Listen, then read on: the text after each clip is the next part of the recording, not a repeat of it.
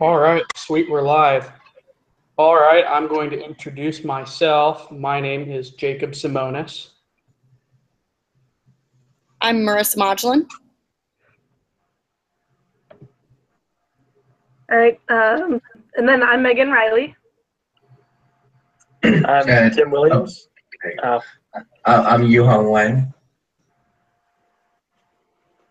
Okay, and then our primary subject is socioeconomic stratification, and we're specifically looking at poverty in this sense. And even more specifically, we're looking at exactly what causes poverty. We're kind of determining between the socioeconomic structure or culture, and it could be both if that's what we determine from our research. All right. The next thing that we're going to discuss is the question, why did we decide to do this topic and immerse ourselves in the community regarding poverty itself?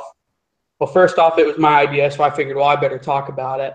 I thought, well, no matter where we are, which I guess I was kind of wrong by that, we're probably going to face poverty one way or another. And I figured, well, at least where I was, in a town like Lafayette, there would be a lot of opportunities to help people in poverty through soup kitchens, pantries, a number of organizations. So I thought in terms of actually finding the project itself to do shouldn't be an issue for everyone.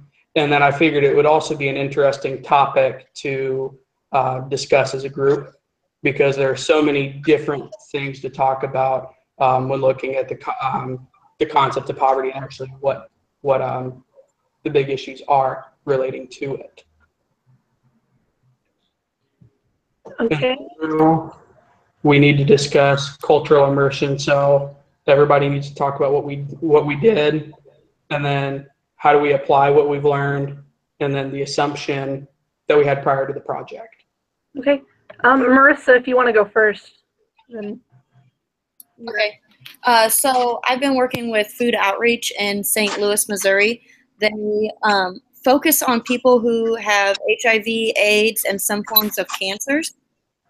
So it's kind of cool that I've gotten to see like a specific group of people that are also in low income and considered poverty as well. So basically what I've been doing is on Mondays they have a hot lunch, and I go and help cook the food with different volunteers, and then we serve, and that's where I've gotten to talk to the different people that use food outreach, and they all kind of have said basically, you know, having HIV or AIDS, it really puts a strain on them, you know, being able to go in the workplace and stuff, because as soon as an employer sees that, they can face some discrimination and stuff like that. So it's pretty much they've gotten this disease and they were probably in poverty before, and now they're just kind of stuck. So it's kind of interesting seeing that different, like one specific group.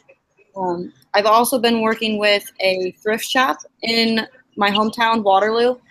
So I've gotten to talk with people who are using the thrift shop as, you know, that's how they have to buy clothes, and because they are low income, or even people that come in and buy clothes for low income people. So it really kind of opens your eyes to people who you wouldn't expect to see in a thrift store buying stuff, are actually using it pretty regularly because clothes can be so expensive and stuff like that. Okay. Yuhong, your turn. Oh, okay. So I spent the summer in Stuttgart in Germany, so it's actually quite hard to volunteer at a place that deals with people in poverty here, because well, before I came to Germany, I assumed it was like America, where it would be quite easy to find families in poverty, pretty much both in the cities and in the suburbs.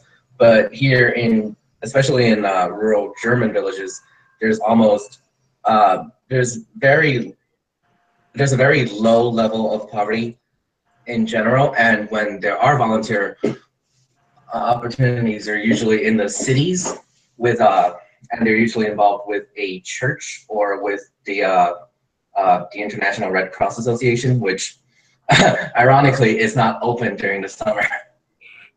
So what I instead wanted to do was find out how poverty was dealt with in a country like Germany, because, well, they're both Western countries, Germany and the United States.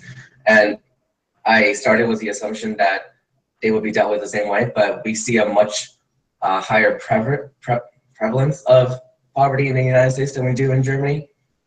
And what I learned was that Germany has a very efficient welfare system.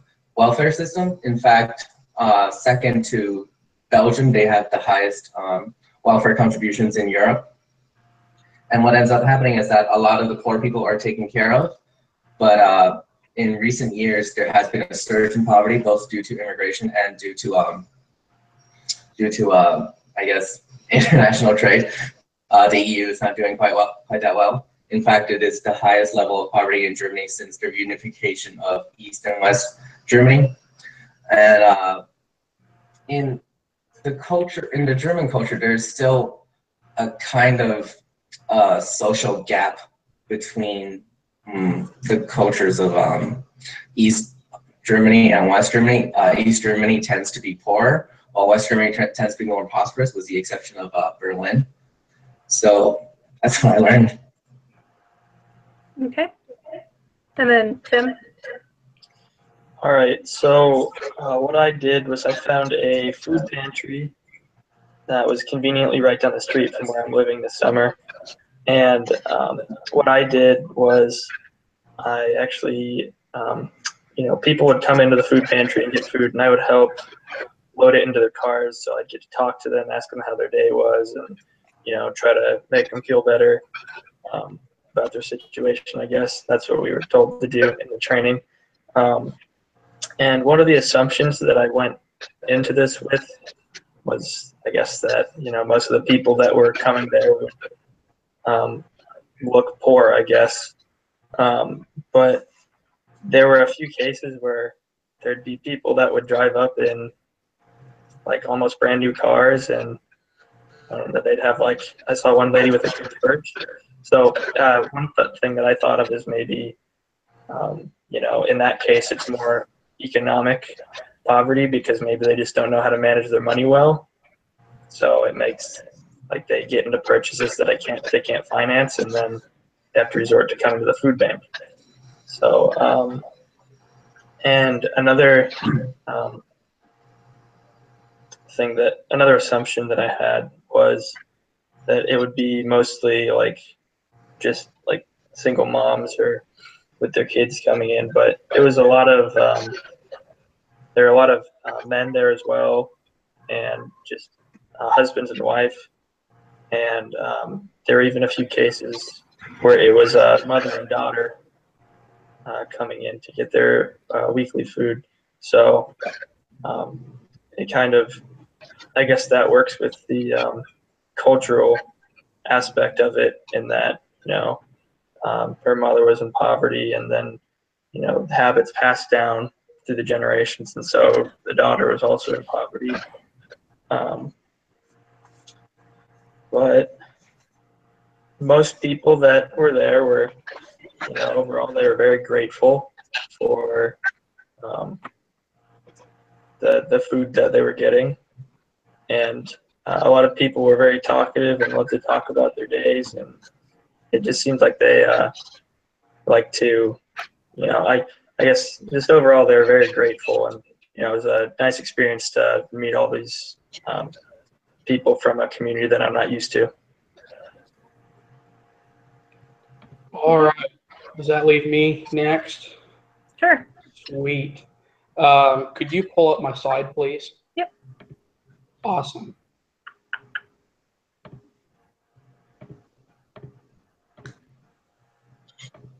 Is it up?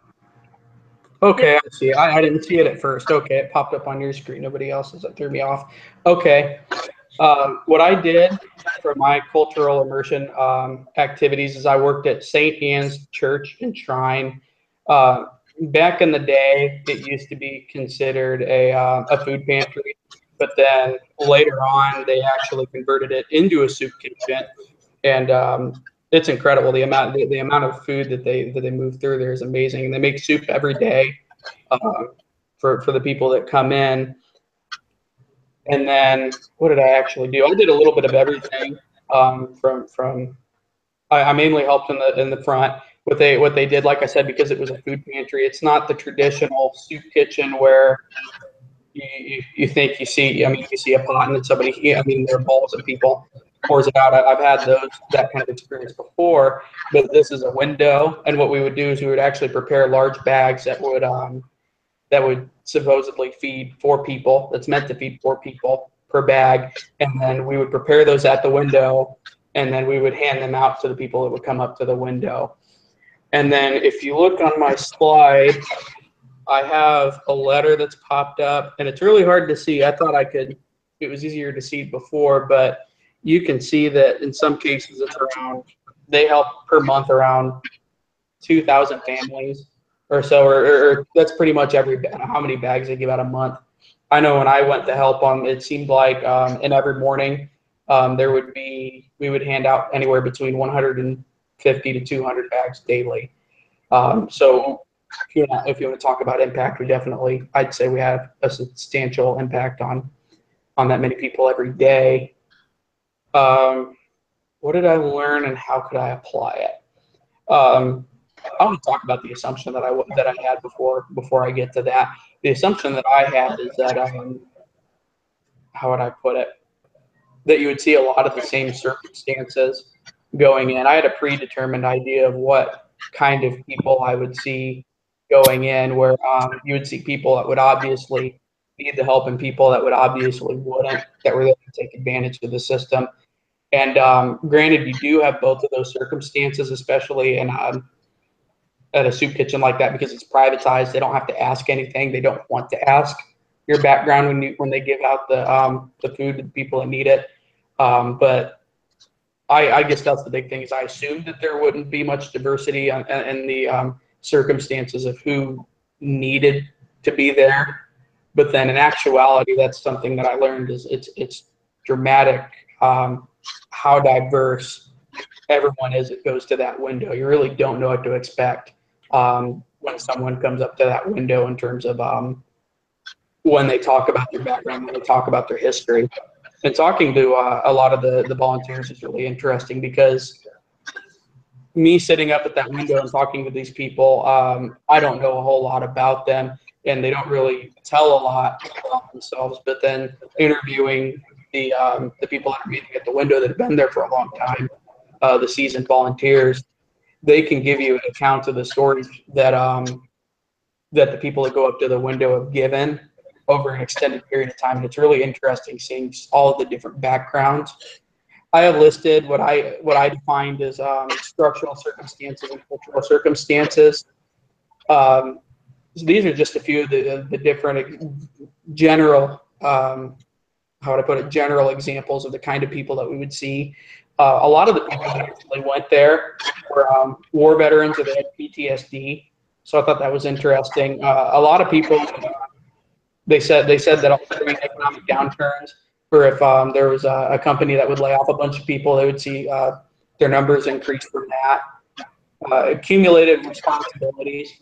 That might sound weird when you're looking at it, but the best way to explain it is I just tell the story. There was a grandmother that would always go in every day, and her 2 daughters were drug addicts, and they were both in prison. And I think between the 2 of them, they had 7 children. And so she had to take care of herself, of these 7 grandchildren, and she didn't want them to go to foster homes or anything like that. So, and she worked overtime, she did everything she could to try to take care of these children, but it wasn't enough. So she really depended on the food kitchen to get food to feed her children, her grandchildren. And then otherwise, culturally, I'd say I'm not sure if you want to define drug or alcohol addiction as a cultural issue. I do. But there's a lot of that. And then you can just tell when they come up to, by how they act irrationally. There's some generational poverty, and I put resource misallocation there.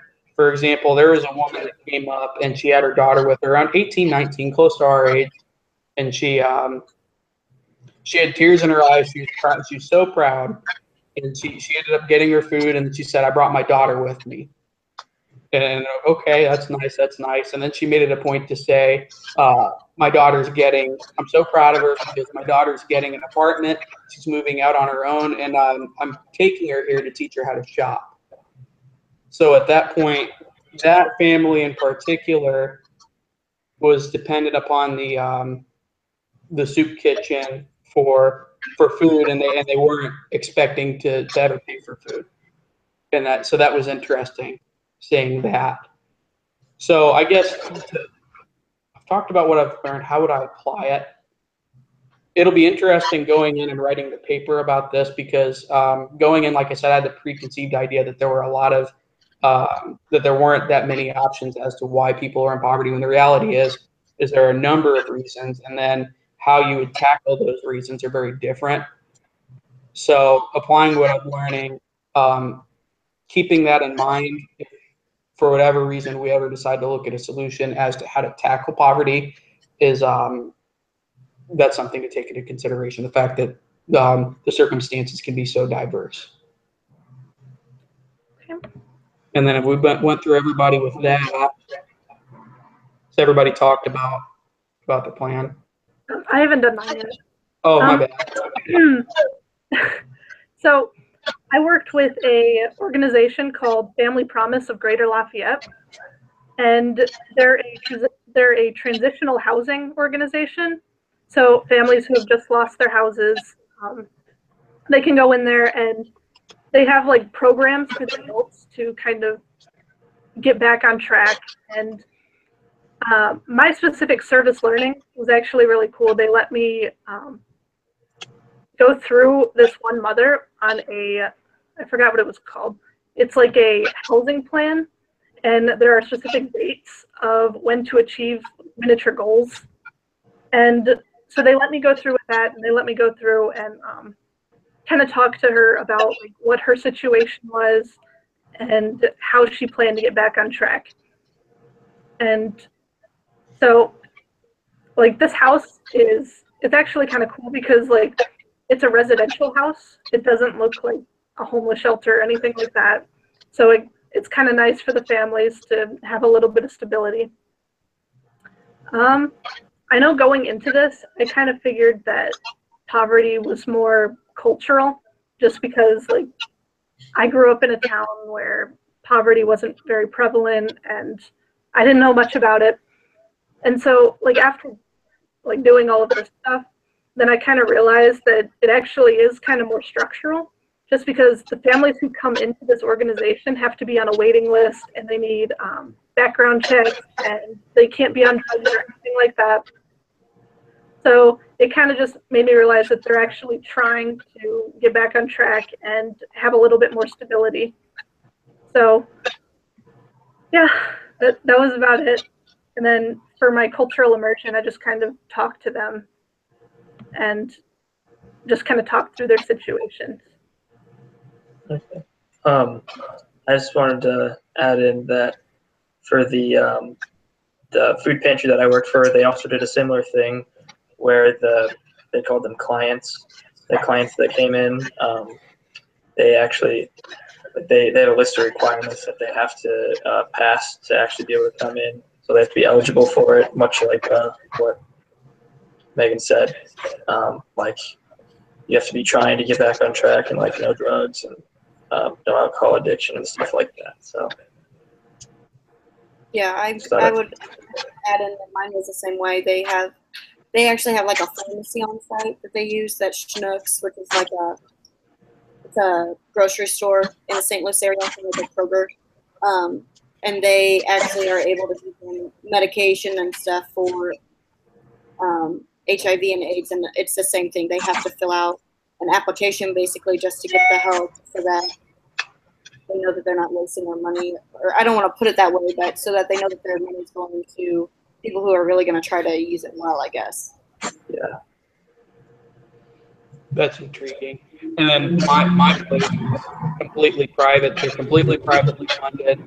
They actually made it a point to say they never want state or federal funding, because then they would actually have to use discretion in who they gave the food to.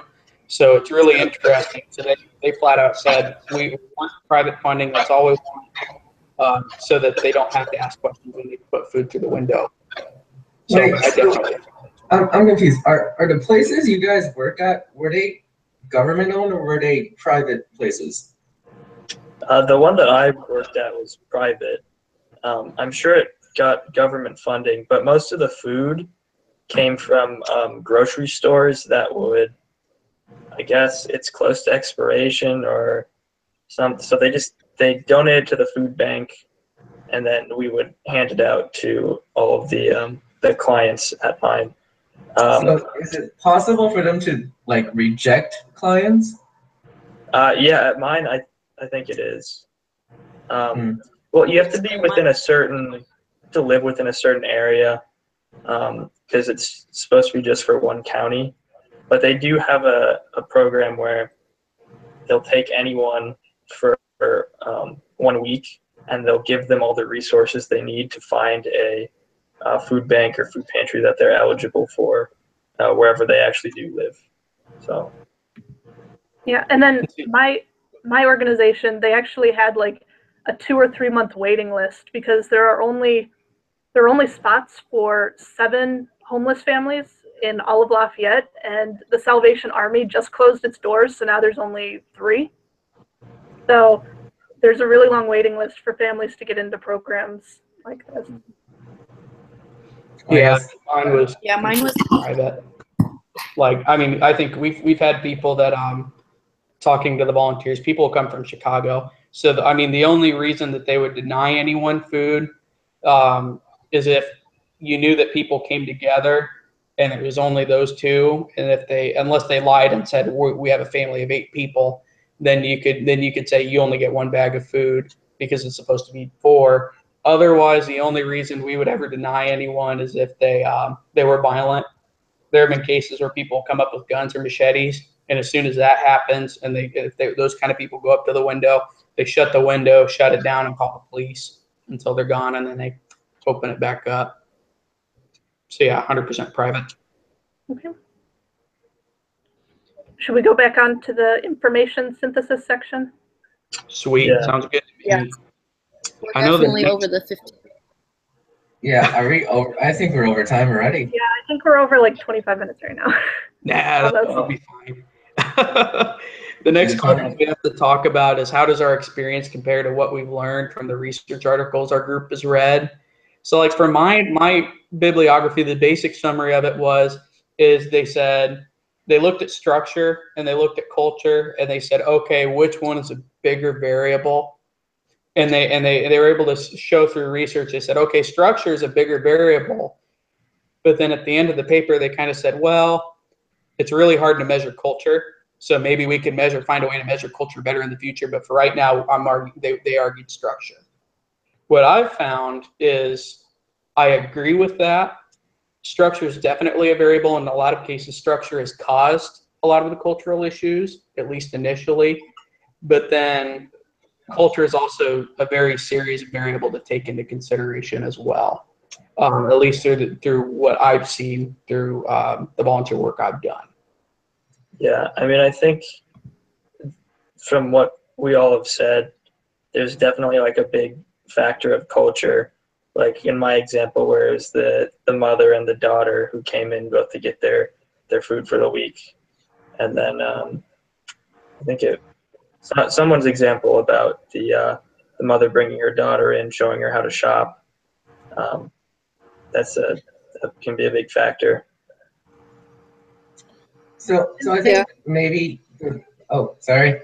So from like the research I did with my bibliography and stuff, it kind of shows that like culture and structure are really closely intertwined. Like at first my research refuted that like culture played any part, but then it later went on to say that like parents who had more money could spend more on their kids, which I think is more generational poverty, which is kind of cultural. So I think in a lot of ways it's really pretty similar. Yeah, I would have to agree. It's kind of like our culture has created the structure that we have. And so it's just like one big cycle that, unless you look at both of the variables at the same time, you can't really put the blame on just one of these. And like, so for my article, it focused a lot on like structure and stuff, and especially for rural poverty. So that it was kind of saying like, oh, structure is the main cause of poverty. But from what I've learned, I mean, the same issues are happening in the cities as well. So I think that I agree with what Megan's saying, is that they're, and if not, you know, one causes the other almost. So I think perhaps it's because America is so large that it's hard to find a difference between structural and cultural causes to poverty. It's kind of easier to do in Germany because a lot of the cultural issues are stemmed from the fact that the country was split in two since the Cold War, and they are still there's still a wealth disparity between East and West Germany ever since the reunification. But as far as structure goes, the German people, they have some of the best welfare systems I've ever seen. I would expect to see, I guess in America, when you go into a city, you would expect to see homeless people on the streets. I have not seen a single homeless person. And I think it's because, well, there are a little bit of involvement from private institutions and charities such as churches and the Red Cross. Most of it is handled through the government. And I don't think they turn away anyone, and they make sure everyone has a living baseline. So I think in Germany, if you qualify as an impoverished citizen, you get, I think, around 400 euros a month. And what ends up happening is, well, from the article I read, in America, there's about 60 different welfare programs, either for ones that either give you food or ones that either give you money, and you have to apply to both of these things. And what ends up happening is, if one organization gives you aid, let's say one organization gives you aid in food, the other organization sees that, and then they end up giving you less money because they assume you're already getting some form of aid, but when in fact you need that money to buy some other stuff. But in Germany, there are soup kitchens, but usually they just give you a direct cash infusion, which I think is better, and I think makes for a better structure for handling with poverty. So more or less, it's simpler. Is that? Yeah, it's simpler, and it works better. German efficiency. Yeah. Yeah, but I think overall we found that cultural and economic poverty or structural tend to like lend to each other. So they kind of go hand in hand at times, and that's pretty much what the article that I found. It went over both both different types of causes, and in the end, it found that you can find instances of structural and cultural all over, and you can't really say it's one or the other. I don't know if you guys saw this with your research, but I found that in Germany, poverty is heavily skewed towards children. So, for example, in Berlin, in the city of Berlin by itself, around 30% of children are classified as living in poverty. And also, if you guys seen like a specific profession that tends to be in poverty more than others. So one thing, when I was asking my lab mates what causes poverty, they tell me it's because of the job people chose. So you could have a job and you would still be living in poverty. For example, if you're a hairdresser in Germany, for some reason, that's a profession that nets you very small amount of money, and it's very hard to start a family or to even think about having children in Germany because of the profession you chose. Yeah. But I think that's, go ahead. Go ahead. Oh, me? All right. Yeah, I definitely, that doesn't surprise me. I actually, it was kind of interesting for the reflection number 4. It talked a little bit about children now that you brought it up. The one for this didn't at all, but then I'm definitely with you. And I wonder if that has to do with the level of skills and in the education that, well, of course, children get. I mean, there's a substantial difference in that versus adults, especially being able to handle a job, being able to be actually a part of the labor force itself. So Yeah.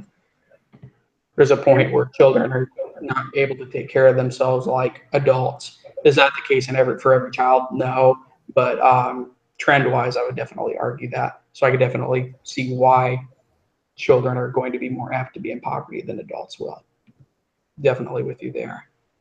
And then I guess we talked, I don't know if we really hit this on the head or not, how what we've learned from each other's immersion experiences inform our research paper. At least personally, I think we all have very different experiences. So from either, I mean, just overall, all of our experiences are different. I'd say, heck, yeah, Tim, I know ours are the most similar, Yeah. but even they're different. Even geographically, they're different. I'm sure even the kinds of people that we met are different. It just depends. But then, I mean, we have government entities, everything like this. So I think it'll be really interesting in terms of actually writing the paper, looking at seeing all of the different perspectives. I think that'll be really neat to see and see what works well together, and then see what the contradictions are and our arguments, and then basically once we list all of that out, come to a final conclusion, taking all those variables into consideration. Okay. Does anybody else have anything to say, or are we good to stop the broadcast? How much time we got? All right. We'll just make sure to include the full visual aid with it, so that Okay, do you want to pull up the, oh yeah, never mind. We're good. yeah. I mean, so can you edit this